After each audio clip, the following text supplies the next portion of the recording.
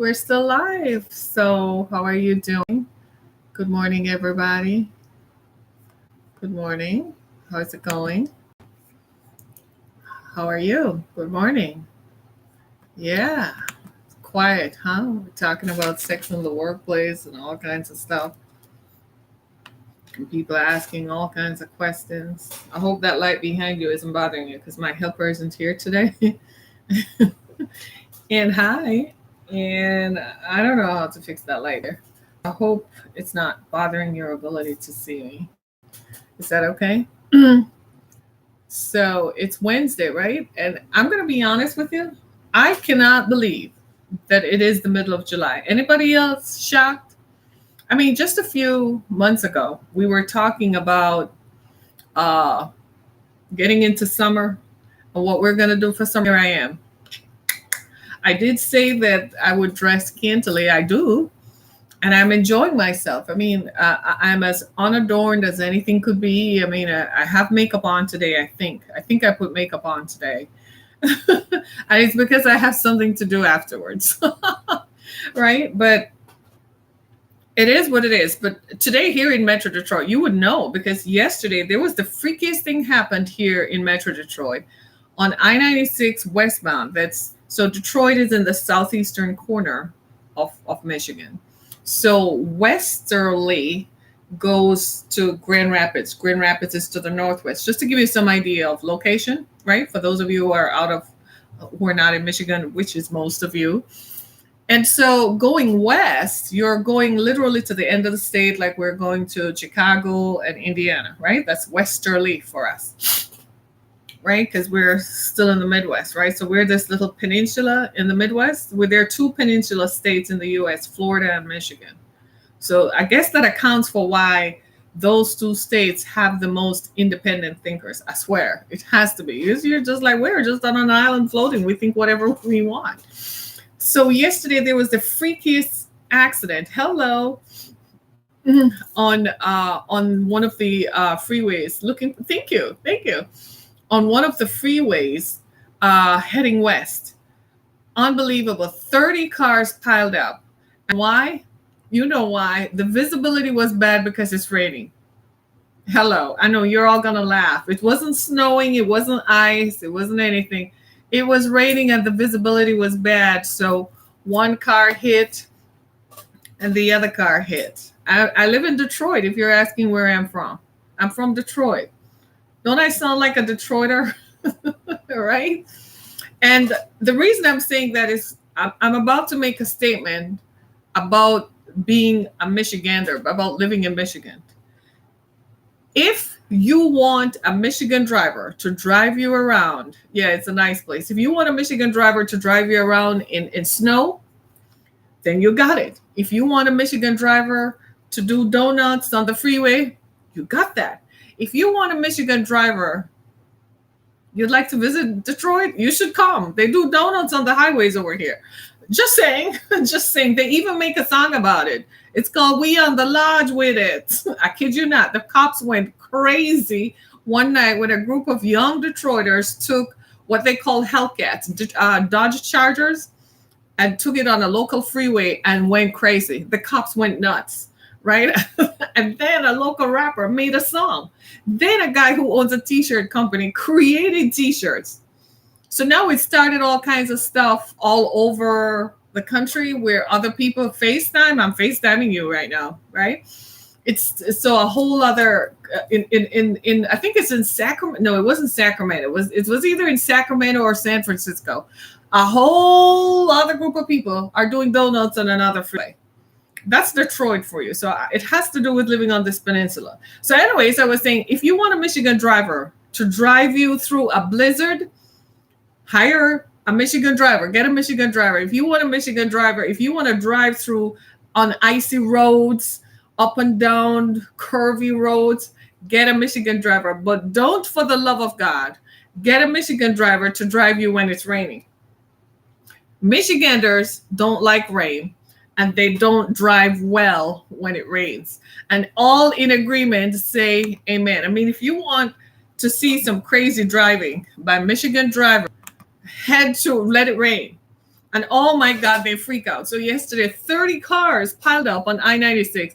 So I was shocked. Somebody's saying true, and I was shocked because at first I was like, why would there be a 30 car pile up on I-96? Did a tanker explode? Did a tractor trailer somersault or whatever it was, jackknife? No, it was raining. Shh. It was raining and the visibility was bad. Oh, you used to live there. Exactly. So you know what I'm talking about, right? And I am like, it was raining. No, guys, we drive through snow and ice, and people are just out there like this. Icy roads, 6 inches of snow. And Michiganders are like, man, after one day, they're like, I gotta go. I got stuff to do. They get in the car and they drive through 6 inches of snow. They drive 100 miles. It doesn't stop them. They go to the club. I'm serious. They go partying when it's snowing and ice. Nothing closes when it snows and ice here. They close the schools and that's it. People are still, well, your employer is like, well, you can come to work. You can just drive on the mile roads. But if it rains, when it rains here, people don't know how to drive. So there was a 30 car pileup. And the state police must be having a ball laughing at how this panned out, because they're probably like, I can't believe it. Because I can't believe it.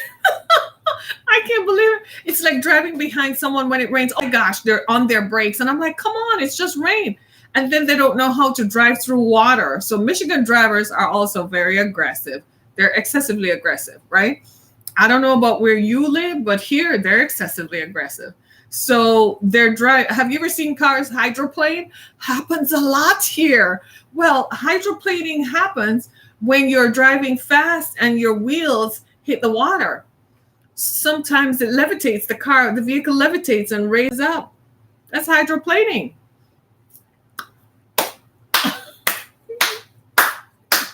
Right? That light just changed remarkably. I don't know why. So we're going to do this, right? Hopefully you can still see me, right? But can you believe it? And it just hydroplaned. Sorry, I didn't see the light. I should have taken care of it. Can you believe it? The plane, you ever see the car hydroplanes? And then all you do, you just sit back and say, oh my God, please, Jesus, don't let them hit me. But that happens a lot. And they're driving through the water at the same speed. And I'm like, water is not something to mess with, because water moves very quickly. So even if you're in a flood prone zone and you're sea water, don't think you can make it through the water. Water moves much more swiftly than you would think, right?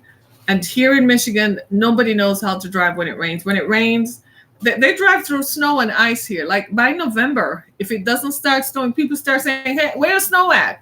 Come on, man, let's send me some snow. and they get tired of summer really quickly. Michiganders, they're weird people. They get tired of summer. Now, you'll find a Michigander who will say, I can't take it anymore. And they move down south. Then after a while, after 2 or 3 months, they're like, well, is it going to get cooler? Is it going to get cooler down here? So I don't know. It kind of rubs off on you. It just kind of rubs off on you, right? So we're continuing our series about sex addicts. And yesterday we talked about women who are sex addicts. The previous day we talked about men who are sex addicts. And today we're talking about sex in the workplace. I'm not asking you for a show of hands. I'm not going to ask you that question. I'm not going to ask you if anyone has ever experienced sex in the workplace. So this is not a tell-all or show and tell. Okay, I need to clarify that, because on Monday when I talked about men who are sex addicts, a viewer on my YouTube channel actually asked me if I were going to flash him. Stop laughing, right? It is not funny. Did you think I found it funny? No, it's not funny. But he did. He asked me if I were going to, I kid you not, he asked me if I were going to flash him. Like, this is not Kim Kardashian's channel, so no. I'm talking about Kim Kardashian. So anybody follows Forbes on Twitter or Instagram? Interesting, isn't it? Yesterday, they had the nerve. Where's my phone? I think I took a screenshot. They had the nerve yesterday to take a picture of, to quote Kim Kardashian. Oh, I didn't even screenshot it. It wasn't that important. I guess I didn't think it was that important. They had the nerve, Forbes magazine, I have no respect for them now. They have the nerve to post a quote from Kim Kardashian that says, if you work hard, you can break barriers. Did you all hear that? Kim Kardashian, the girl who who became famous for a sex tape and got paid for it. Do you know that her sex tape with Ray J is still on Pornhub, but you have to pay for it? You have to pay to watch it. So if you have to pay to watch it, she's still making money from a sex tape, and has the gall, the unmitigated gall to say that if you work hard, you can break barriers. I'm like, girl, sit down somewhere. I'm not following Forbes anymore. I'm going to unfollow them, because if you start stooping to where you can quote somebody like Kim Kardashian, who made a sex tape, who glorified having sex as a means to becoming famous. I have no respect for Forbes anymore. I'm like, there are so many unsung heroes in your community and mine. People who are making a difference in everyday lives. Ordinary people, not people who are seeking to be famous, so they'll do anything to get famous, but people who are doing the work. And they don't get FaceTime on Forbes. Neither do they get FaceTime on any other platform. Right? But Kim Kardashian's family got famous. All of them got famous from sex, from having a sex tape. But the girl who is a porn star, right? Everybody tears her down and calls her a this and a that, but you don't call Kim Kardashian a whore. The same thing applies. You see what I'm saying? Yes, I said that, because the double standard and the hypocrisy is something else. Forbes magazine is going to quote her as saying that if you work hard, you break barriers. I'm like, was she working hard on that sex tape? That's why she broke the $1 million barrier? Is that what happened? So is that a subliminal message then to young women, that if you work hard at making a sex tape, the implication is that you will also break barriers of money, right? I just kind of said that tongue in cheek. This society is, I love America. It gives a voice to everybody, right? Makes everybody feel like the playing field is level. People can do whatever. But there are some parts of it that this is one of those parts when I'm like, time for you to sit down. I think it's time for Kim Kardashian to sit down. Accept the fact that she made money from a sex tape, and nobody's ever going to take her seriously, because that will always be her beginnings. I always knew this thing would come back to bite her one day. It's like when we were growing up, they used to tell us that the race is not for the swift and you should work hard and it takes longer. And we were like, oh, sure, how long? But time has proven that. People like Beyonce, Taylor Swift, I'm thinking Kelly Clarkson, and so on. And what's the other lady? The other girl I like, Carrie Underwood, right? Rihanna and so on. They didn't become famous as a result of a sex tape. They became famous for their talent, for singing. They stayed the course, didn't get involved in any scandals, right? And so now their fame is true. Their integrity, their worth is even better because people respect them. So if they were to segue into another industry, people would listen to what they have to say because they kept their integrity. Kim Kardashian is trying to find herself as a civil rights activist or some sort of activist. And we're like, what you gonna activate? What you gonna activist about? Maybe sex workers. Yeah, how about that? I'm just saying. If her porn flick is still on Pornhub, because that's what it is. It was. She just released it on YouTube so everyone could see it. If her porn flick is still on Pornhub and you have to pay money to download it, she's making money from it. She's a glorified porn star. Let's just be clear about that. Don't try to hide it or cover it up. When someone else does it who does not look like her, whether the person is not as pretty or whatever, then we make fun of them. then we should not glorify someone else who does it. You see what I'm saying? Too many double standards. Either we have a standard or it's not. Either the standard is you become famous for your talent, your gift, your intellect, you're beautiful, you're pretty. If that is the standard, then that is the standard. But not, we can't have a standard for some and then we like someone else and we say, oh, well, we're going to put you into this category too just because we like you, right? I'm just saying. That's my take on that, right? So today I want to talk about sex in the workplace. And I know that we're in the era of, what's this movement? No, I almost said We Too. Me Too. And it has created some how shall I say, some concerns about sexual harassment. And let me define, I think we need to insert here a definition of what sexual harassment looks like, because I think sometimes the waters are blurry. I am not an advocate for people to have sex in the workplace, because sex in the workplace is about power and control.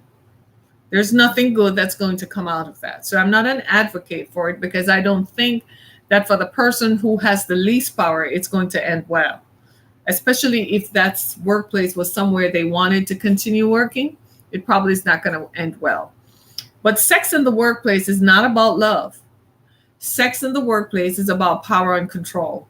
It's just the idea that one person has power and they're going to find a way they're using that power to control someone else, to elicit what they want from someone else. They desire them as a sexual partner and they want to have sex with them. That's what sex in the workplace is. It's not gender specific, meaning that it just happens to women by men. It also happens to men when women bosses are in charge. It does happen.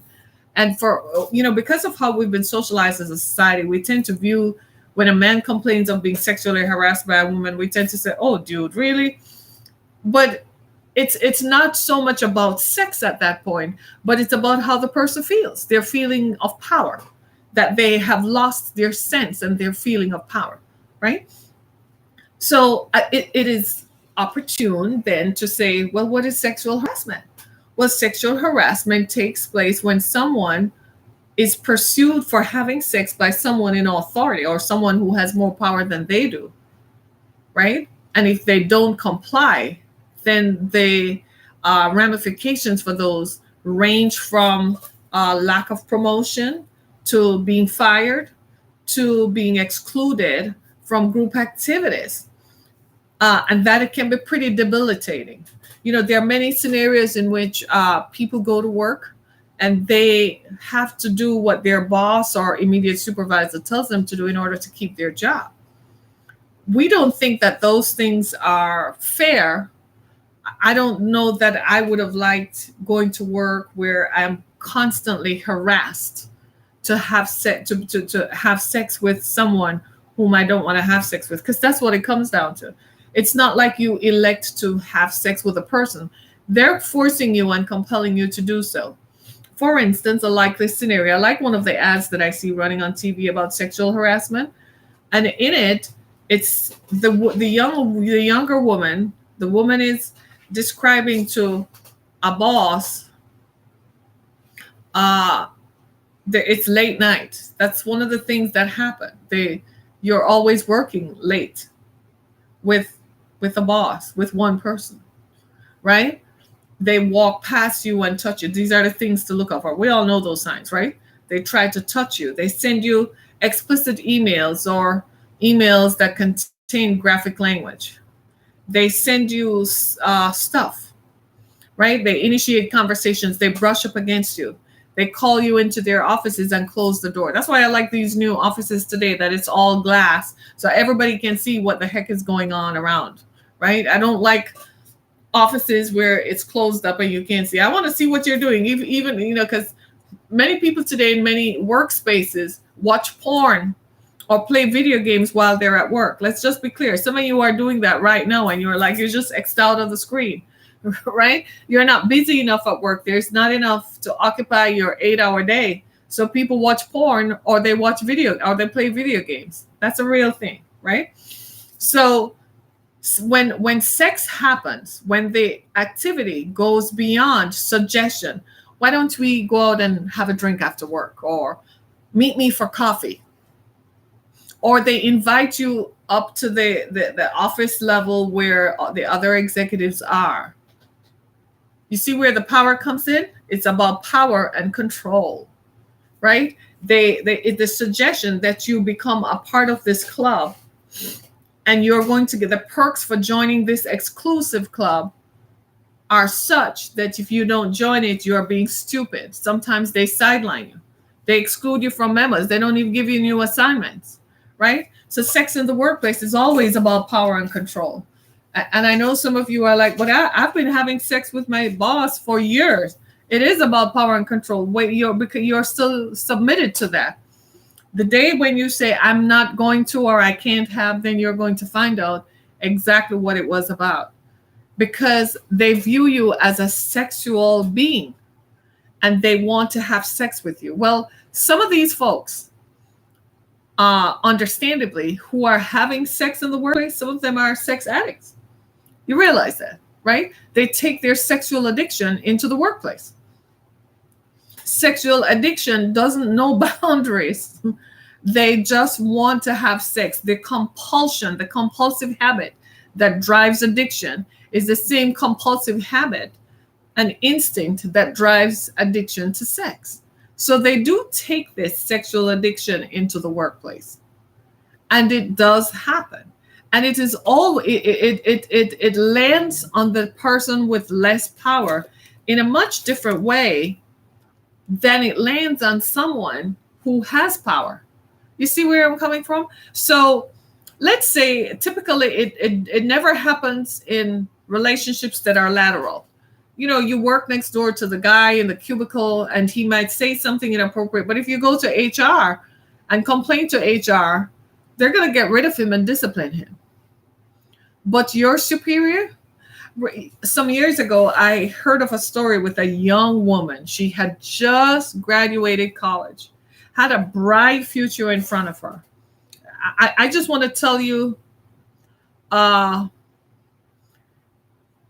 just want to tell you how much this is destructive, how sex in the workplace is destructive. This young woman had just graduated college. She had a degree in political science, and she was working in the Capitol building of her state. I'm not going to say which state. Of course, I heard about it. It came to me, right? And she was moving up, and she didn't tell until later, but her boss had tried to initiate having sexual contact with her. She knew the signs because everybody's trained in that, right? And when she was hired, they did tell her what to look out for. But a funny thing happened. She refused. She didn't want to go have sex with him. He invited her to the bar to have a drink. He didn't invite the entire group. He invited her. When she didn't comply after 3 attempts, he called her into his office and said, "What's wrong with you? Why are you not playing?" I kid you not. He actually said that. "Why are you not playing? This is a team sport. This is a team event. Everyone on the team is expected to play their part." She was shocked. This is working for the state government, and he actually expected her to go along with it. Can you believe it? It did happen. She complained to HR. Turns out that the person who was in charge of human resources he's working for the state, so it's a lifetime plutocracy going on, right? That person said, "Okay, we'll move you to another section just to keep it level." So they moved her to another section. The person at the other section began harassing her because the person at the other section they were all in cahoots. So they started giving the poor girl a hard time. She found out that her complaint actually landed her in trouble. They called her into HR and they said that she was the problem. She was the problem. She was a tease and her clothing was suggestive and the way she looked was the problem. This is a white girl, so I don't know about that. And that she was the problem. She ended up leaving the job because of the pressure. They reduced her from full time to part time. I kid you not, just because she didn't play along. And the guy sent her a message saying, because you did not play along, this is what happens. And nothing I could do could get her.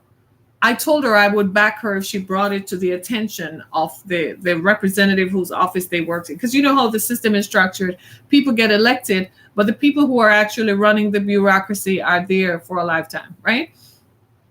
So I said, well, let's get it in front of them so they can do something about it. She would not come forward. She was terrified. She ended up working as a bartender, I kid you not, to pay her rent. And her parents pulled the plug and said, no, you don't need to do that. We didn't send you to college for that. Come home. That girl is forever destroyed. I don't even know where she is right now. She has not worked formally. She went to work somewhere else.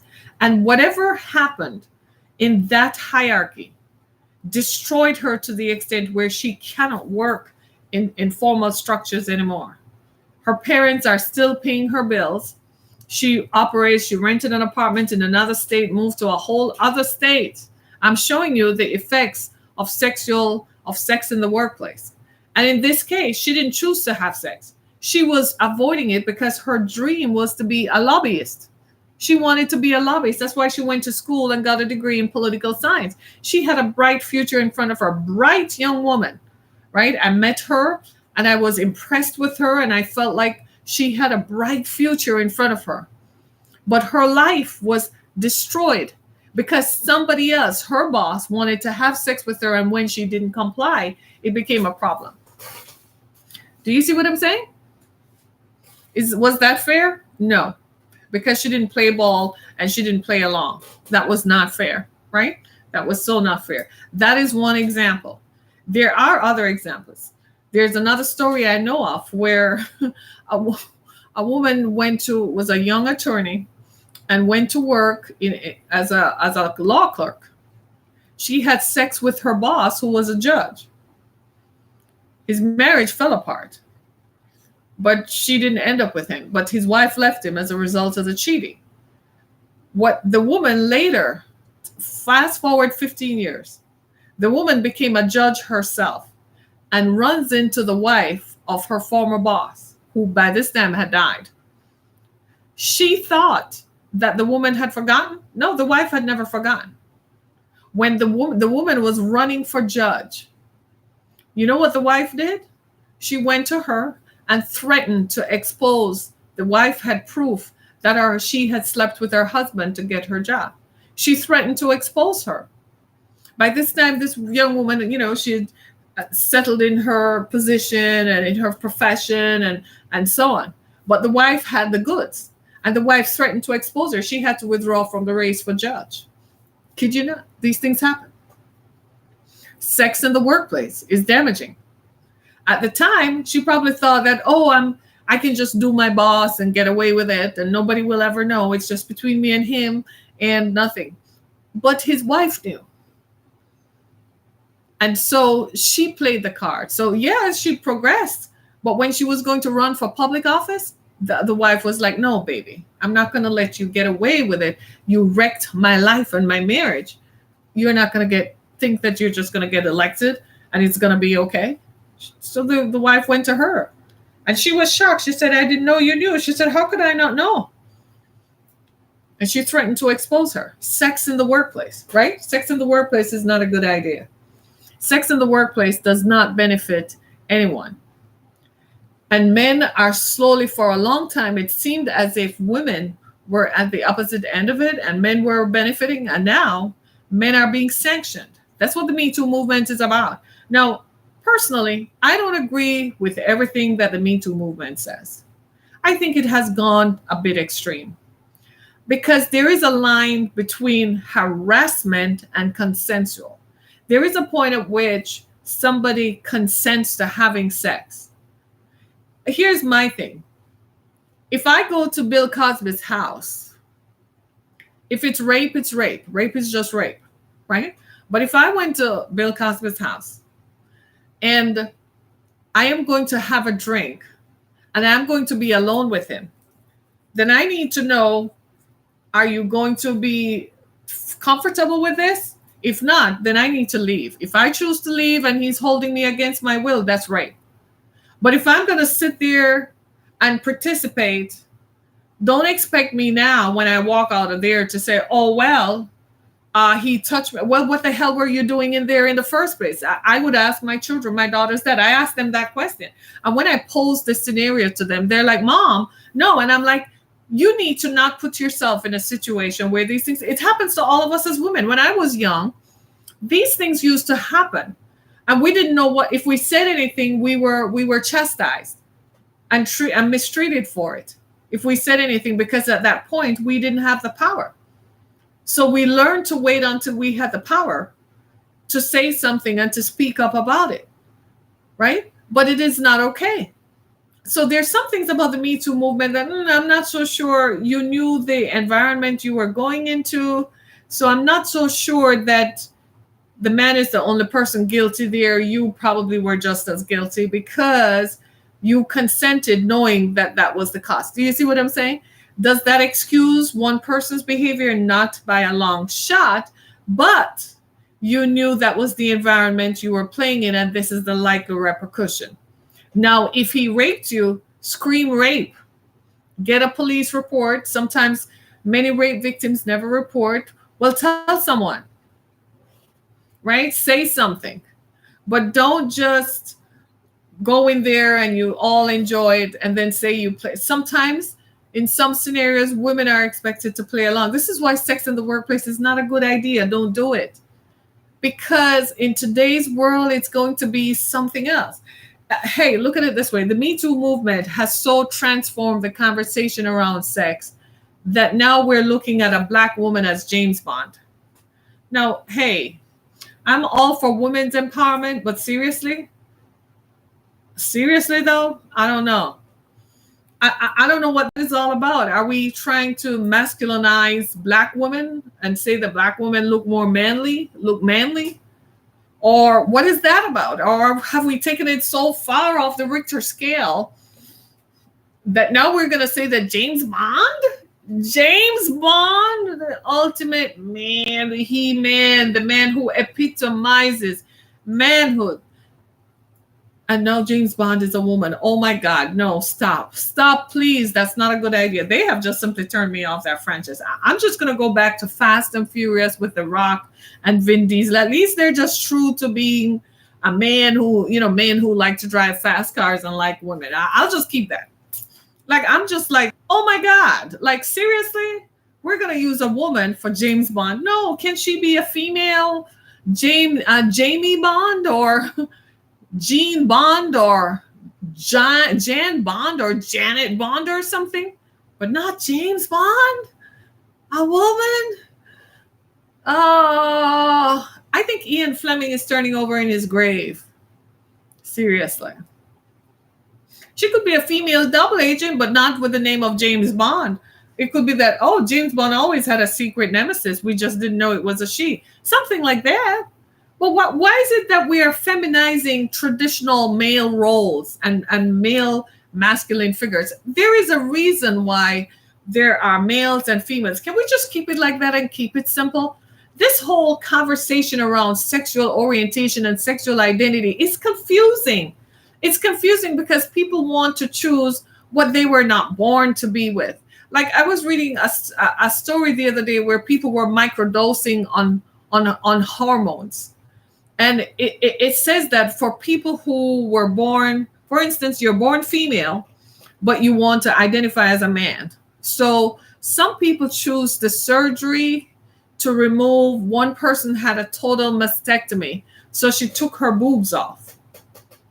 I thought that was pretty extreme. So she began taking hormones. The hormones were designed to give her a stronger jawline and sharper shoulders. I kid you not. So she against her doctor's advice, she began microdosing, taking more of the testosterone pills because now she wanted facial hair. And I went like, anyway. Do you see what I'm saying? We've confused the gender roles. We're totally confused. Are you confused?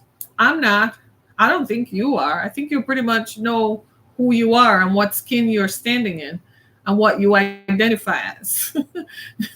I saw a sign on Instagram the other day. Somebody put up a meme that says, if you look like this, a man, and you go into a female bathroom, I'm coming after you. If you touch my wife, I'm coming after you. That's what somebody put up. And I thought that was hilarious. We've confused the roles. We've totally, there's nothing, what I'm saying is, be true to thine own self, be true. If you feel like that's what you need to do, then go all out and do it. And change your whole makeup, change your whole personality, change your face, everything. But don't be, well, today I'm female, tomorrow I'm male. Don't try to confuse us. It's confusing enough already. Enough of it. And I'm all for people to express themselves and so on, but there is a point at which you got to call it, right? Enough is just enough. Be who you want you are, but do it so that we can see it. And when we see it, we're not confused. Is that a man or a woman? If you're going to be a man, be a man. Take on everything that comes with being a man. And for those men who are born as men, but you want to be a woman, I don't know what your issue is. Being a man is a gift. Think about it. You never have to worry about your hormones. You never have to worry about your bra size. You never have to worry about bra fat and your boobs itching. You never have to have periods, for crying out loud. Do you know what that is like?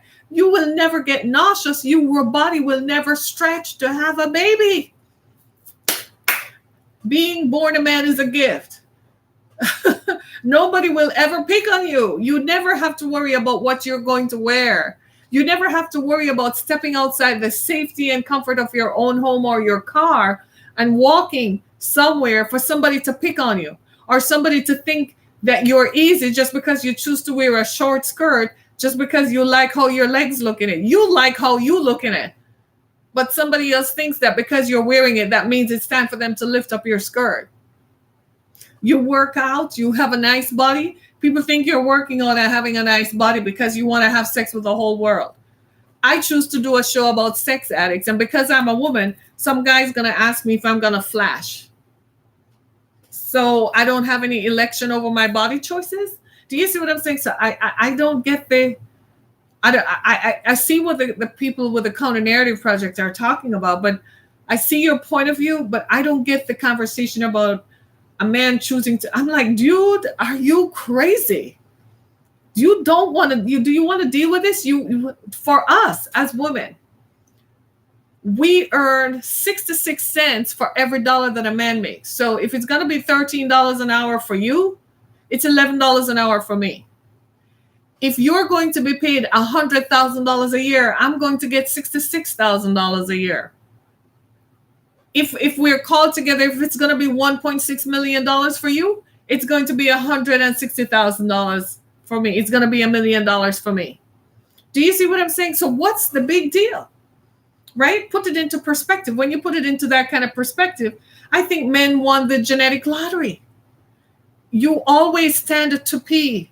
Oh my God, you never have to go anywhere and worry about stooping, your purse falling, your hair touching down. You have to flash your hair and pin it up, right? What is wrong with folks? They're confused. They have too many choices. You never have to worry about the right bra size. You never have to worry about a thing when your boobs you never have to nurse a child from your body. You never have to worry about what you look like.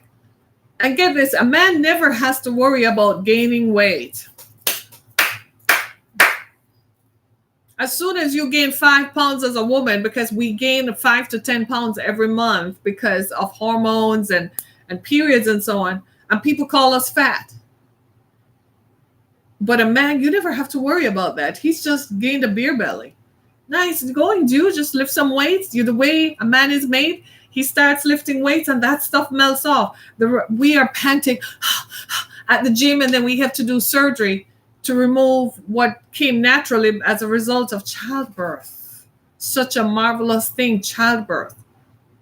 You never have to worry about stop having periods and going through any change of life because you never had a change of life to begin with. right?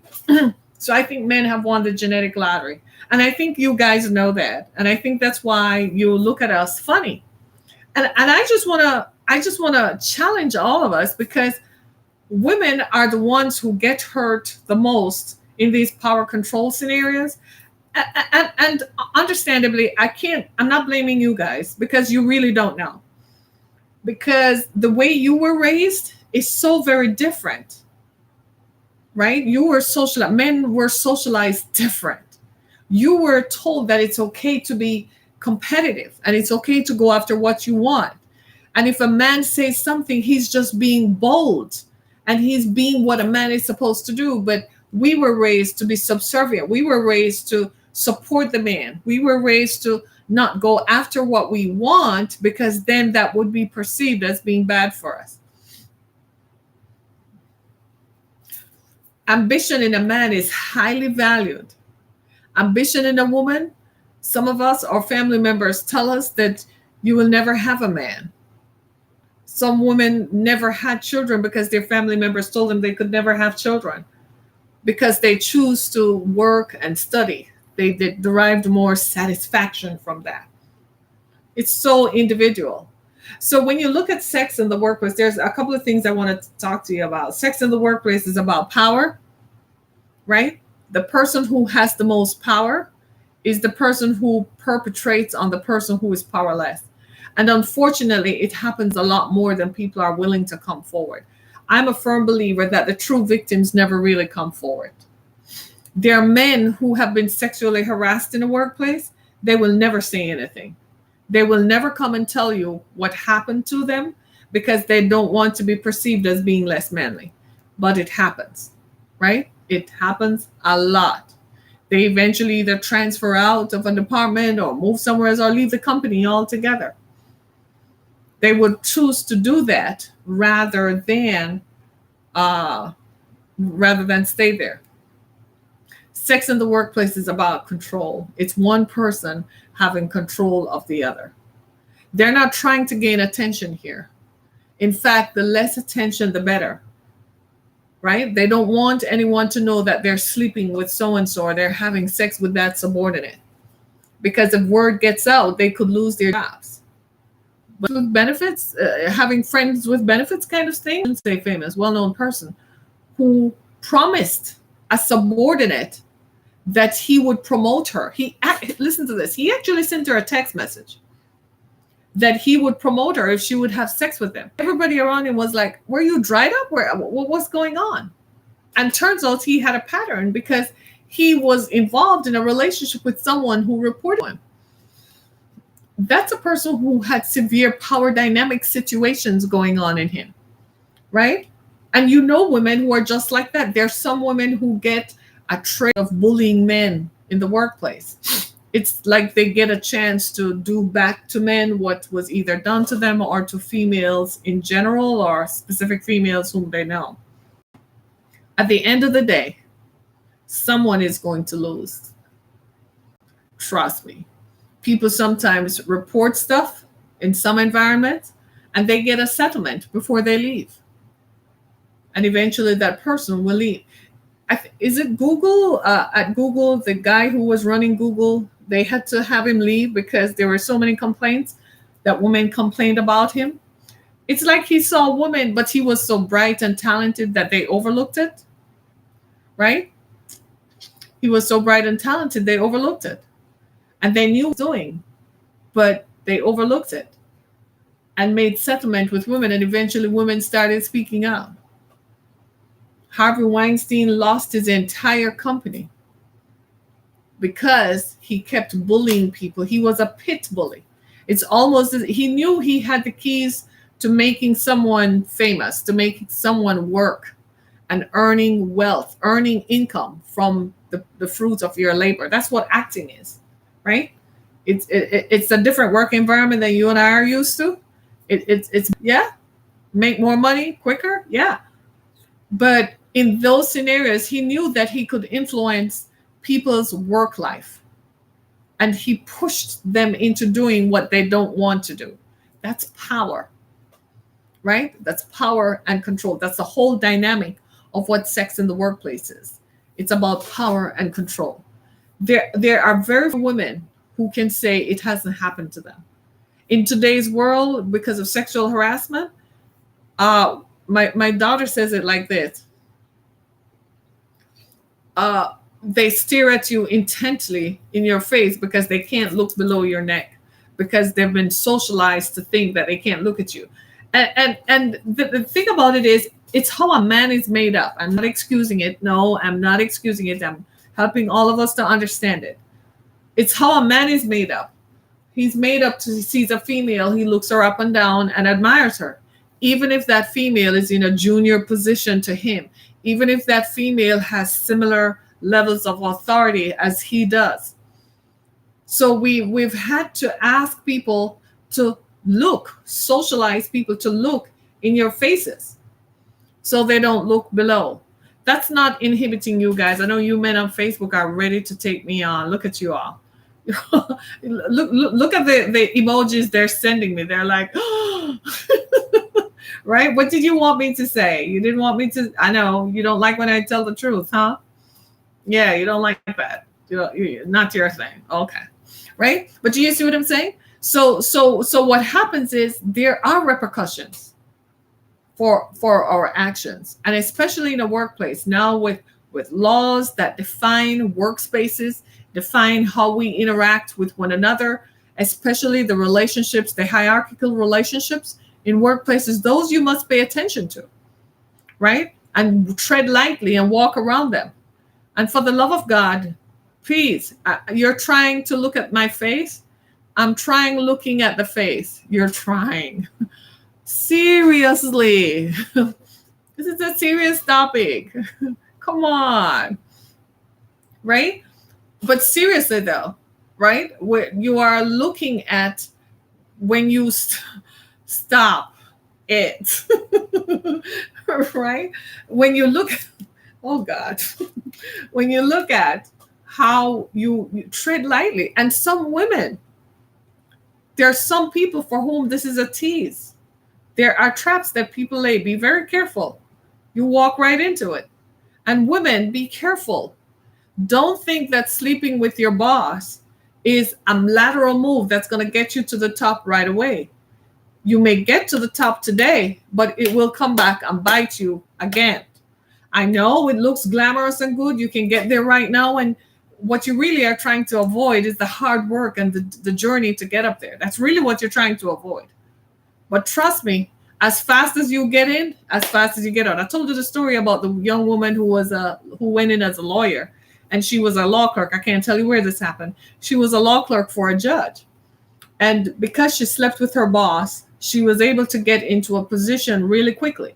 And she decided to run for judge. And 15 years later, after the man's death, the wife knew of the situation that had existed because it had caused a rift in their relationship and in their marriage. The wife went and threatened her that if you run for public office, I'm going to expose that you, and here she is being a woman's rights and all kinds of stuff. And she slept with her boss. Right? Sex in the workplace is damaging. Sometimes people fall in love with the people they have sex with in the workplace. Now there's a choice to be made. People have fallen in love, gotten married, and then they move to another department. That's genuine, right? But then there are some people who actually leave their spouse because you spend so much time. So here are some things to avoid. I'm going to be honest with you.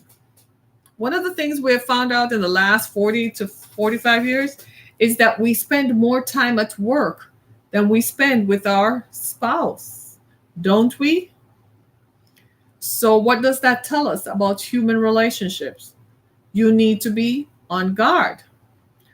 Avoid tops like that in front of your boss. Well, luckily I'm my own boss, right? So, right?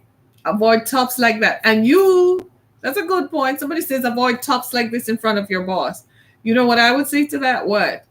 Keep your eyes not below the neck. Your eyes should be right here. Then you wouldn't see what kind of top I'm wearing, right? That's a good point. But Conversely speaking, in the last 45 years, we spend more time at work than we spend with our spouse. It's a natural that there's going to be sexual contact eventually. You are going to spend more time with someone, chemistry happens.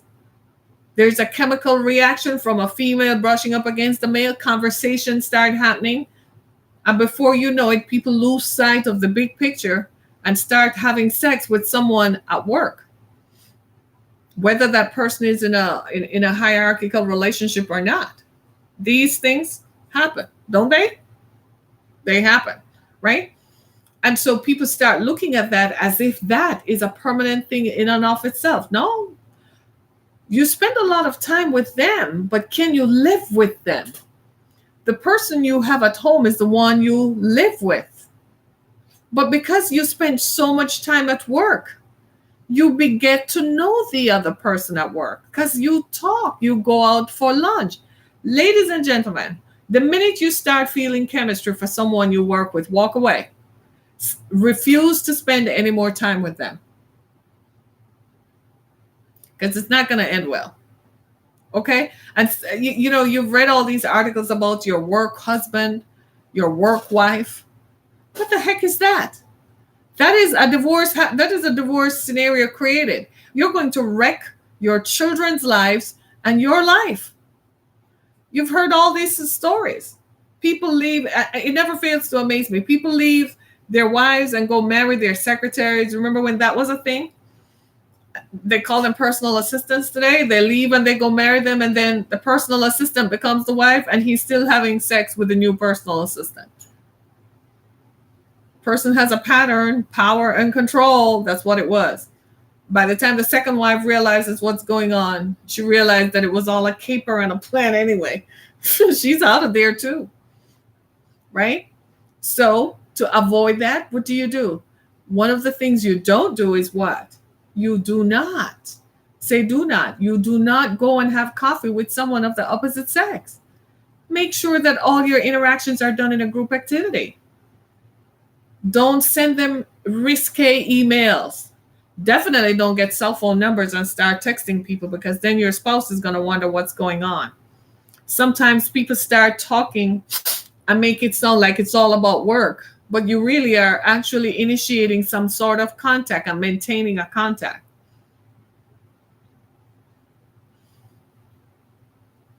Right? Absolutely. I know you're all looking at me like, whoa, this was a bit heavy, too heavy for me. No, it is. Hi, Stephanie Ramo. Chime in. Stephanie Ramo is someone who works with mental health disorders.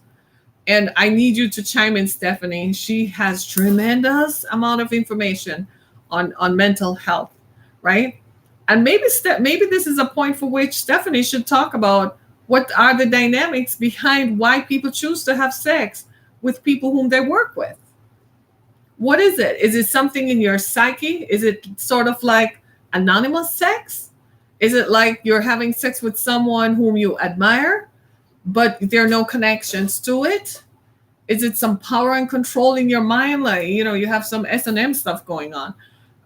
People still do the S&M stuff.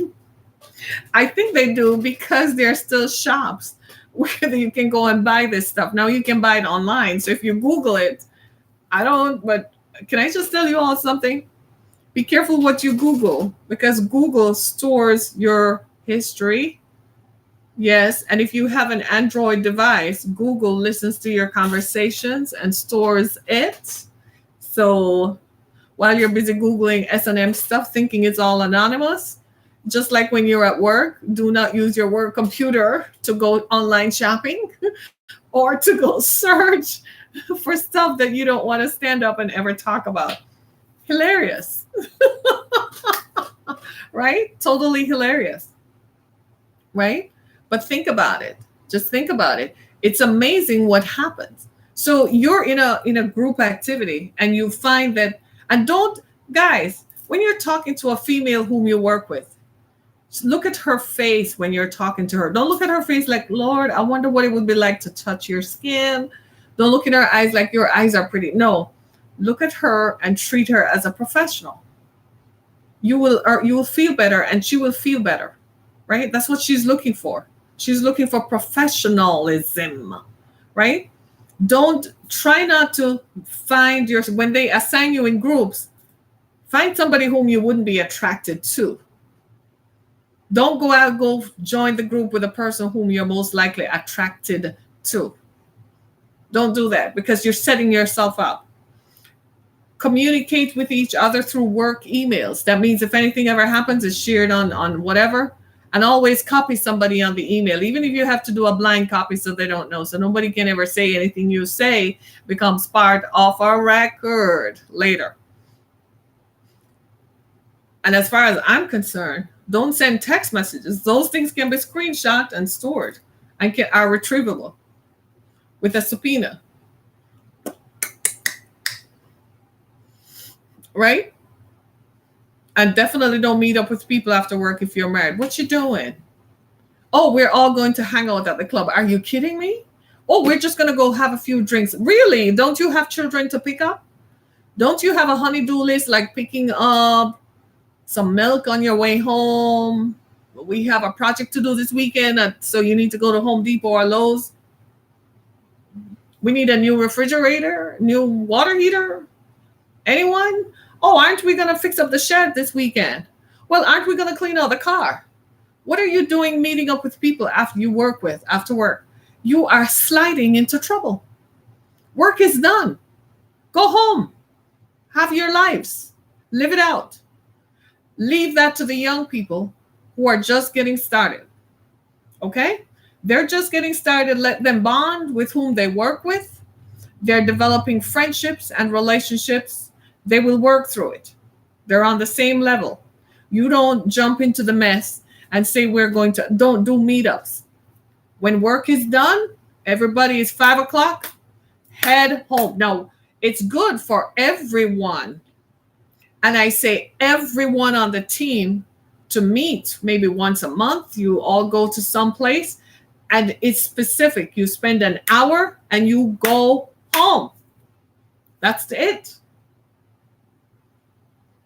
And women, stop baking cookies and take it for the person whom you like. You know, you bake cookies and brownies and all that kind of stuff. That's a subliminal message. You're trying to seduce him. Yeah. And when you walk past, stop that stuff. Be professional. Oh, I baked cookies for everybody today. Hey, I brought cookies. They're on the break room table. Everybody go have at it. You make something special. I made my special lasagna. I put it in the fridge, just heat it up. It's all yours. Everyone have at it. Right? Don't send each other emails with the funny, quirky stuff. And then you go home and you start talking and your spouse is listening like, this is your spouse. What the hell? Right? Or, Don says, and I was talking to John the other day, and John thinks, you know how men know women are cheating? How? We go and buy new underwear. And we start wearing different underwear. I kid you not. Go to work and present your best self at all times. It is dangerous. Workplace sex is dangerous. There's nothing romantic about it. There's nothing hilarious about it. There's nothing affirming about it. That's not the place to seek. Listen, the workspace is designed to be a place where you, in exchange for your talents, your intellect, and your gifts, whatever it is that you're gifted at doing, your skills, in exchange for that, you get a paycheck. Having friendships is a bonus. In fact, I'll tell you the honest truth, don't look for friends at work. Look for people whom you get along with, you have a relationship with, and it synchronizes and it's good for the team and it brings out the best in your performance skills. That's it. Work is a performance. Work has nothing to do with creating long-lasting relationships. Let that evolve over time. It's best to leave that to time. Time will tell where you form such strong bonds that eventually your work family are just as important as your family. Let that evolve. But don't involve sex into that. I've often found how destructive sex can be. There's someone I know, right? And years ago, I said he was trying to be real friendly. I'm like, no, stop. That's not what this is about. We're better off. We were colleagues. We're better off being friends.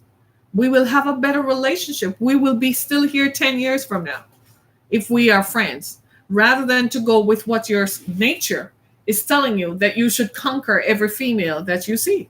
I said, I'm not that female. I don't need that. And I don't like that. And I don't do that.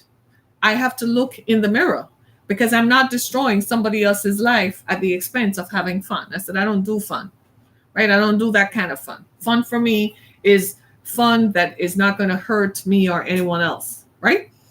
I kid you not, we're friends today. Every now and then he slides a little thing in a text message, shut it down right away. He knows it's not going anywhere, right? But he's still going to try because, he's a guy. He's going to try, right? So, but I never, and ladies, sometimes, especially I've seen this, especially with younger women, sometimes you are unaware of the seductive trap that is laid when a man, he knows his way around women and how women think. And so it's easy for him to say something and she agrees with it. So at first it seems as if she's complicit, but she really isn't. She really didn't want to offend anyone. How many times have you heard that?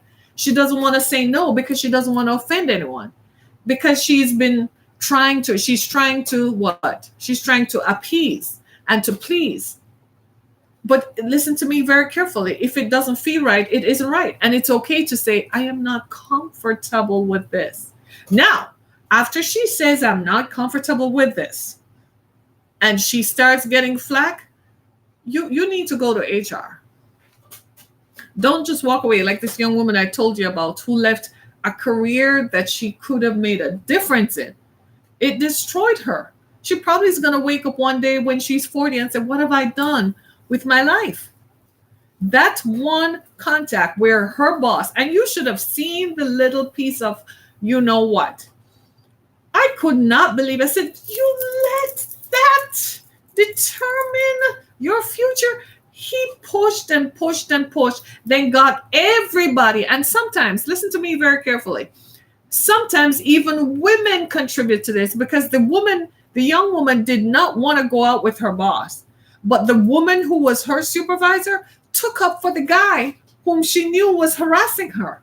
The woman who was her supervisor actually witnessed him telling her how big her butt was in the office. And when she complained about it, the woman helped to remove her from that position and said, we'll just send you to another department, where her salary was reduced by half. She could not even pay her rent. She had to work as a bartender. Her parents found out, said, enough of that foolishness, come home. Unbelievable, right? That was what she did in her 20s. When she wakes up and she finds herself in her 30s, I'm not sure if there's a statute of limitations on sexual harassment. There probably is. I am pretty sure that somebody's going to get fired for it over time when she becomes empowered. When she finds her voice and speak out. I tried to get her to speak out. I told her I would back her. But she didn't, she couldn't find her voice. She couldn't say that it had happened to her. You know what I mean? But when she does find her voice, then she's going to speak out. That's what you saw with the Me Too movement. People who couldn't speak out at the time were now empowered and could speak out. Was it decades too late? In a lot of cases, it was. But at the time, they couldn't speak out because they couldn't find their voice. They weren't empowered enough. They were nobodies. Now they are somebody. And they're like, what you did to me was take advantage of the fact that I was nobody. Same thing here. I worked for someone once who wanted to have sex with me. And because I was nobody, he probably thought that he could get away with it. Dude has the nerve to reach out to me the other day through LinkedIn. I actually thought to myself, you have the nerve to come forward? I ignored him. I don't know if I blocked him. I just ignored him. Because he's still living in his bubble. I'm like, you don't want me to start talking about you and call you out by name. So if I were you, I don't know if they probably ended up telling him that. But do you see what I mean? And this happens over time, over and over again. And especially, and women are vulnerable, especially women with children, because women with children have to work, and you have to, most of the caregiving, even when you're married, most of the caregiving is on her, right? Right? And so what happens is women who work and who have children to, are vulnerable. I've lived it. I lived it. I was vulnerable. I was a single parent with 2 children. I was like the walking poster. Can you imagine what life was like for me? Think about it. Everybody. And I put up such a barrier around me. I didn't even date anybody because I didn't want anyone to think that I was available. Right? It happens. Right? So I couldn't de-attractivize myself. I couldn't subtract enough. Right? So I don't know that I coped very well. Right? I don't know that I'm the poster child for coping. But I have overcome. But it happens. It happens. You walk into some place and they're looking at you up and down. Sometimes in some spaces that women going for interviews, whoever is the first person they interact with look them up and down as if, are you a good fit, or is the boss going to try to get into your skirt? And if the boss is going to get into your skirt, then what does it mean for me? Do you see what I'm saying? Sex in the workplace. Don't do it. It's bad.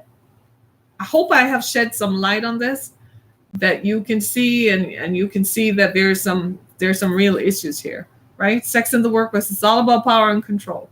Somebody is in power, the person who has the higher position. And that's how the law defines sexual harassment, right? And there's somebody for whom this is a total wash. This is going to be a total loss. There are too many women walking around today, and some men who are walking around today who have suffered as a result of sexual harassment.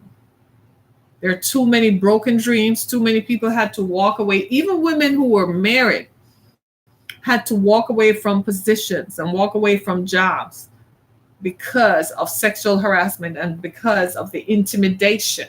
Because sexual harassment is a whole other thing. That's intimidation. And the subliminal thinking is, yeah, you can have sex. It's nothing in sex. People go on sales trips out of town, and those sales trips and conventions are rife. It's a walking advertisement for people to have sex with other people they're not married to. You destroy other people's lives. Not everybody can put up with that stuff. You're just to be responsible. You're destroying other people's lives, including your own, because eventually your spouse is going to find out. Happens, right? That's it. That's all I got to say. I got to go. Thank you for joining me. Listen to this. Chocolate Sexy Man. Wow. What do you look like, Mr. Chocolate Sexy Man? I want to see what you look like. Can you show me your face? Mr. Chocolate Sexy Man. I want to see what your face looks like. Sex in the workplace. Go to my YouTube page. And yesterday we talked about women who are sex addicts. Well, somebody just asked this question. I'm reading a text. Listen to this. Somebody knows me well enough to send me this text, right? And they're saying, well, what about the people who are sex addicts in the workplace? Really? You really want me to, dude, really? You really want me to talk about that? The people who are sex addicts? Well, think about it. How destructive a pattern is. Isn't sexual addiction destructive? Yes, it is, right? So think about the people who are having sex, who are sex addicts already, and who have sex in the workplace. They're acting out their addiction. Maybe they have some power and control fantasies, some S&M stuff going on. But eventually, that is going to be destructive, because here's the thing, ladies and gentlemen, in the era that we live in, and the times that we live in, and in the era of transparency, make no mistake about it, there are cameras in your work spaces. So when you go down to HR to file a complaint against someone, they're not telling you, because they can't tell you, but they're reviewing the camera footage, and they can see that such a contact actually took place. So I'm just putting that out there, and I'm just going to leave you with that to marinate on for a second. There are cameras in your workspaces. Are you going to go to work tomorrow and ask those kinds of questions? Probably not a good idea, because you're probably, it's a violation of your privacy. But you really think that employers today, in an effort to protect their intellectual property, which is the work that you're doing, you really think that they're not watching you through webcams, through cameras in the computers that you use, through cameras in the vents above you? You really think they're not? Think about that. There are cameras everywhere, not just on the corner where you go for coffee, but there are cameras that are watching it. And for those of you who have a work cell phone, you by now you know that you don't use that to communicate with your family members and friends, right? That's just for work. So the relationships that come to you because of work, you communicate likewise using that device, because everything that you communicate with, there is a person whose job it is, whose sole responsibility it is to read every text message and every phone call on that device. They give you a laptop to take home. I don't know that it's a good idea to open it in your bedroom, because a camera might be activated. You work from home. Oh, you do? The camera is activated in the laptop. Those websites that you log into, when you work from home, they give you a website that you log into so they can monitor to make sure that the camera is activated. The microphone is activated. So you and your spouse, or you and your boyfriend, or you and your girlfriend getting all lovey-dovey and stuff while you're working, thinking it's all sexy. Somebody is watching that. They just can't tell you that they are seeing it. Right? Your boss calls you in, and you and he have this thing where you both have some hot sex in there, and you all think that it's fun and so on. He probably knows there's a camera on somewhere. Somebody's watching that. Right? Today's workplace environment is not our parents' workplace environment. Back in the day, they had good old-fashioned spies who were humans. Today, it's way more sophisticated. It's just like going to the store today. Have you been to any grocery store, any retail store, anywhere in America? You would have noticed that there are fewer associates on the floor.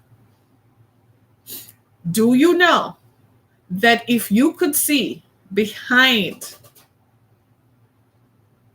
the scenes, there are more people working behind the scenes than there are people who are working in the store. They're watching. They have cameras everywhere in the stores, so they can tell who comes in frequently, what do you buy, what your patterns are, where do you go, what you look at. They can tell exactly who you are, because they can pull the cameras up and read your name on the card and what you do. They can tell who takes stuff off the shelves and slide it into their purses. And if they really want to catch them, they catch them at the door or in the parking lot. There's also people sitting in the parking lot whose job it is to sit in a car as if they're a regular member of the public, while people are in there stealing to walk out with it. I tell folks this all the time. There are cameras everywhere. You're driving down the street, picking your nose. There's a camera on the street corner. Recently, a pastor here in Detroit was caught on camera. Dude had sex with a transgender woman and killed her. Then called in that he was robbed. I don't know who he was pretending to. At the time when he called in to say he was robbed, was at the same time that transgender people's friends were calling to say they had found his or her body. I kid you not. So they pulled what? The security footage. They pulled the camera footage. They found him. They found his car, his face at the scene where it happened, when he left there, when he got to work, when he took the whole thing. There are cameras everywhere. So don't think that in your workplace that there are not cameras. They're just not telling you. Every device has a camera. The cell phone they give you for work has a microphone and a camera. That means somebody is reading it. Somebody is watching and listening, right? And because they're doing that, that means you can't just do anything. This is why some of you get called into HR or you lose your job. Sometimes they can't tell you how they're policing you. So they just send you into another division, or they fire you, or they say, we no longer have this position available, because they see what you're doing. People are jacking off at work. I'm serious. People do not work. People are playing video games. They're watching porn online. Yeah. Here's a funny story. A few years ago, a guy here in town, can't say which town, but here in town, right? Started a church in another state. Moved to another state, moved some of his people with him while he still had the church here, right? And unknown to him, he's going about the business being preacher guy. And one day he was planning a conference. He had a conference, and the conference started, and the feds showed up. One of his top persons was doing what? Online solicitation of minors. They came in and they took all the computers. He shut that down. Couldn't get it going. He was so devastated. Someone whom he trusted. He learned a lesson after that. He has cameras everywhere now, because that was someone whom he trusted. And he was like, for crying out loud, I've known him for almost 15 years. He's a preacher, for crying out loud. Why would I have thought that? And he went ballistic. A friend of mine knew him really well. And she said, why would anyone do this? It wasn't about you. It was about a proclivity he had that he couldn't control.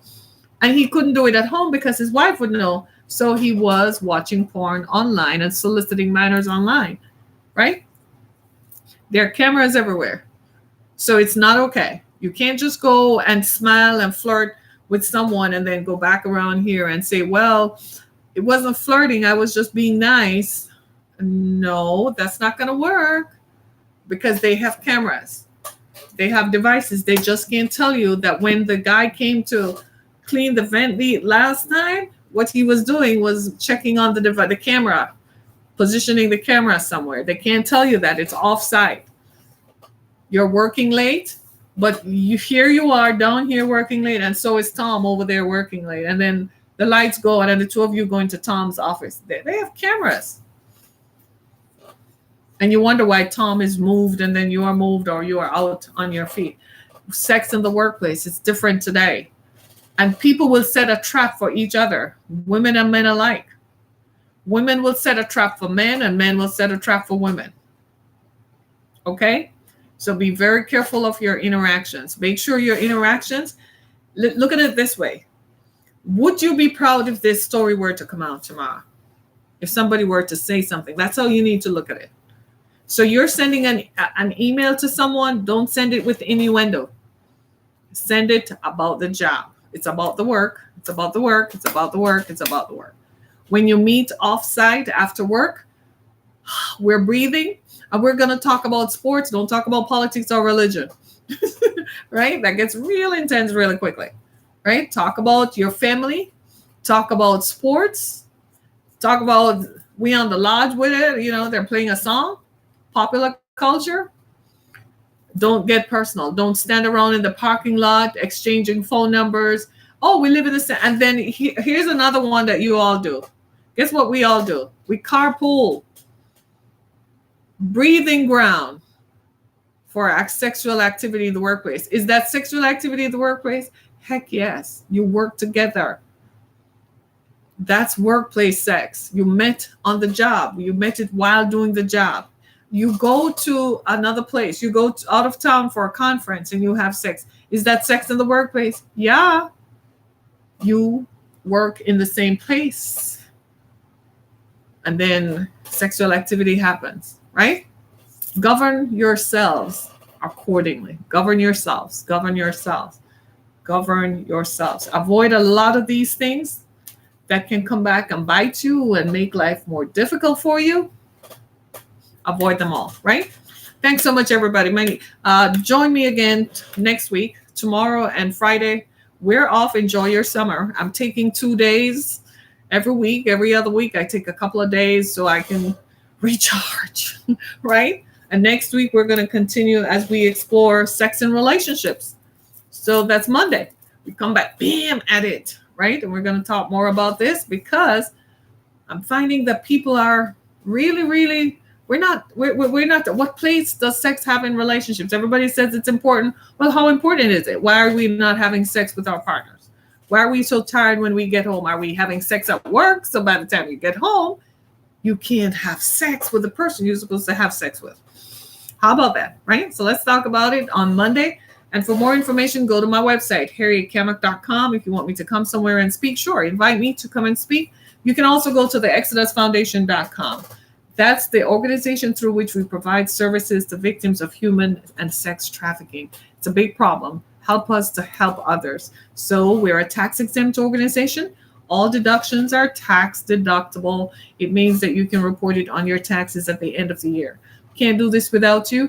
Thank you so much. Go to my website, buy my books. They're available on Amazon.com and BarnesandNoble.com. Thank you for joining me and being part of my experience. And if you want to experience more of the stuff we talk about, head on over to YouTube and find more shows in which we talk about the stuff that matters. So what are you going to do today? You're going to live gloriously. Are you? And that young man, that woman at work whom you smile with, suddenly you're going to become aware of it and say, you know what? I'm going to go and buy lunch from Subway. How about I order through DoorDash and sit at my desk and work today, right? Hope I shed some light on it. It's lunchtime. So a lot of folks are headed out the door for lunch. Thanks so much, everybody. Be blessed. Hey, thank you for joining. Thanks, everybody. Thanks, Facebook. See ya. Thanks so much for joining.